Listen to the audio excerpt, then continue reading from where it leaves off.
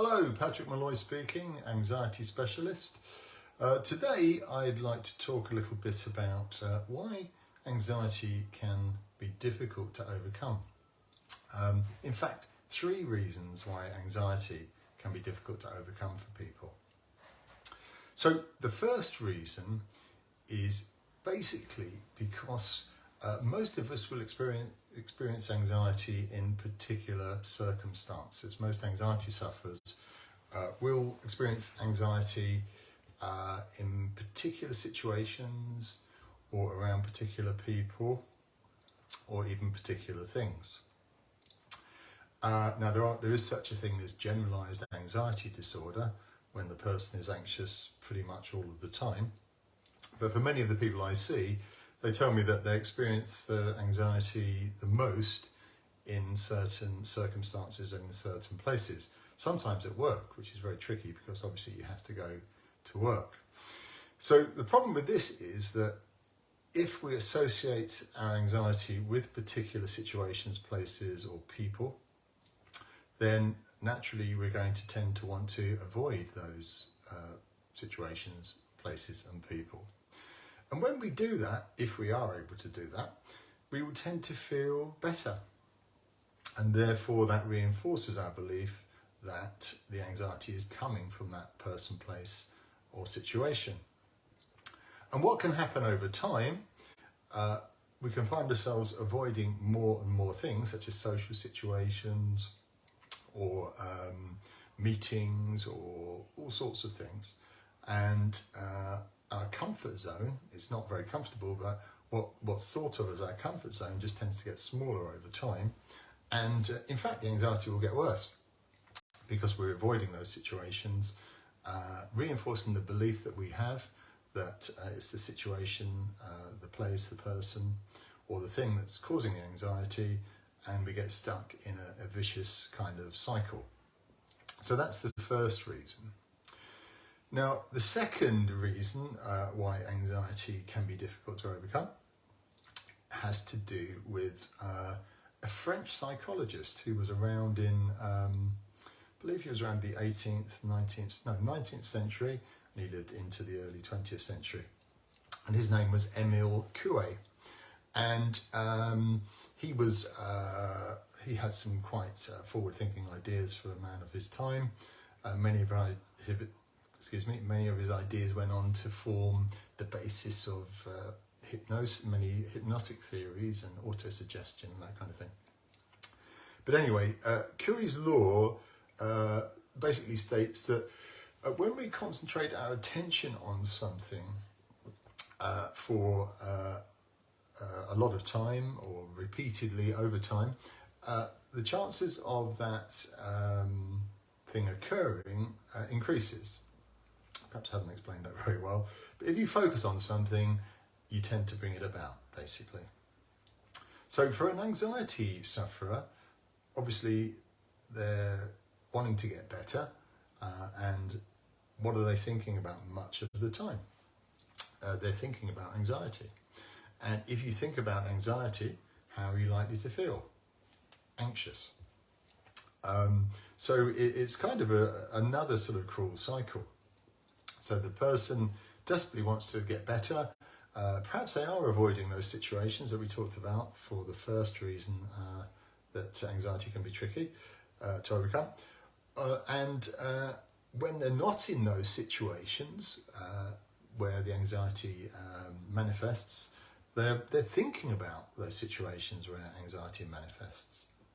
So in their attempt to sort of understand and master the anxiety, there's putting so much attention on it that it tends to grow and grow and grow and grow.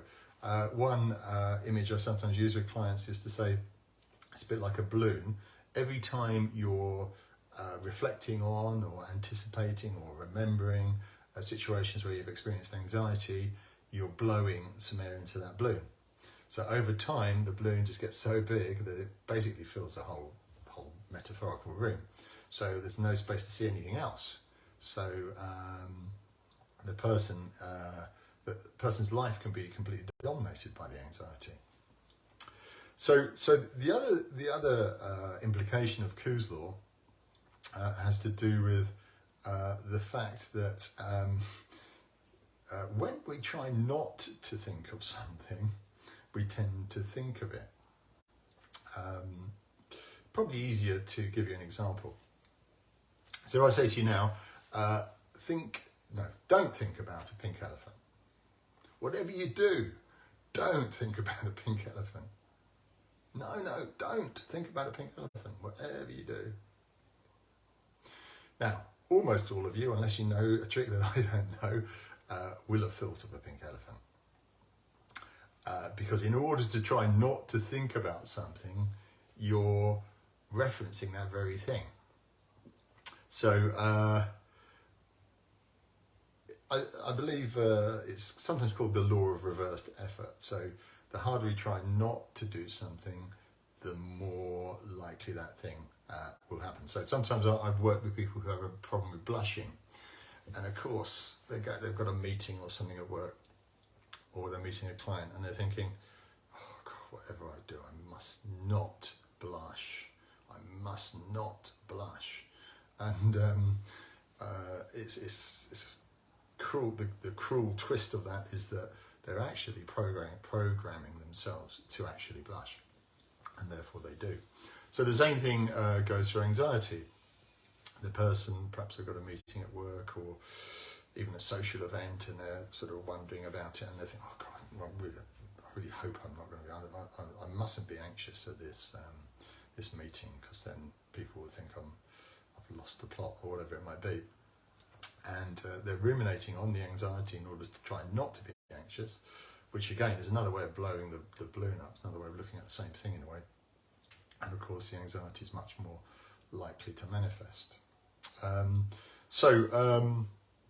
That's the second reason. So the third reason why anxiety can be difficult, tricky to overcome.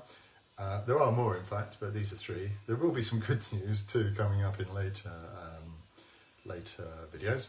But anyway, so the third reason why anxiety can be difficult to overcome is that when we've been experiencing a fair bit of anxiety, when it's not just isolated to one particular or couple of particular situations, when we've been experiencing anxiety a fair bit in our life, it becomes kind of like a filter through which we see the world. So because we're feeling anxious, we're thinking about anxiety a lot of the time, we're in an anxious state, it's almost like wearing a pair of dark glasses. When you wear some sunglasses, particularly inside, everything looks dark.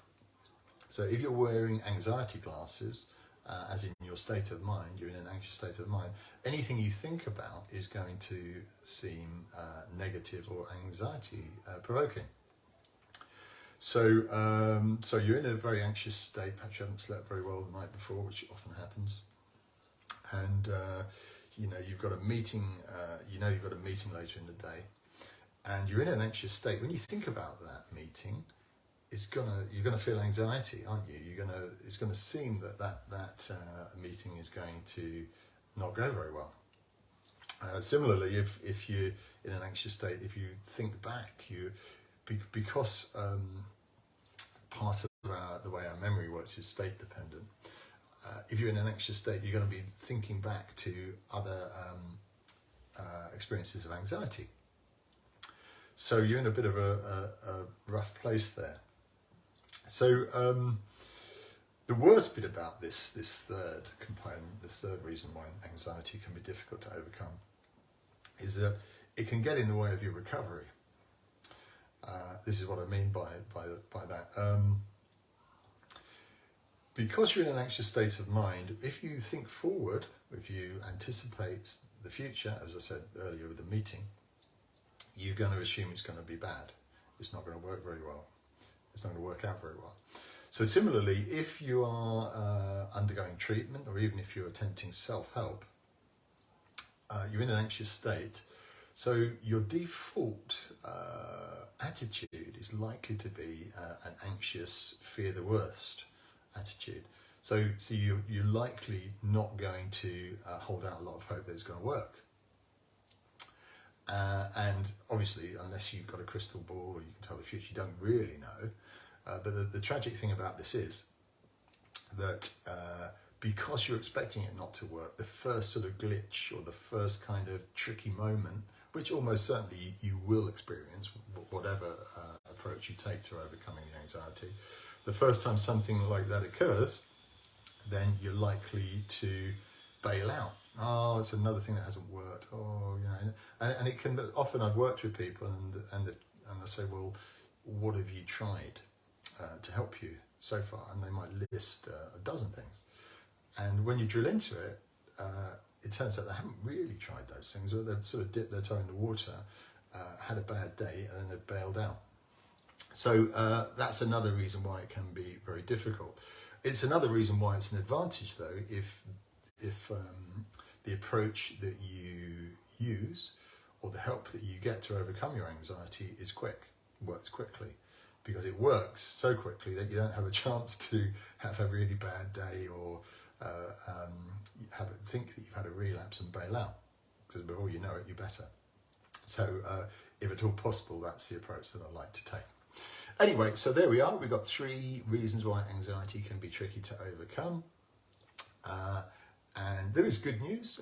As I said, in later videos, I'll tell you more about some ideas and approaches that can be helpful for people.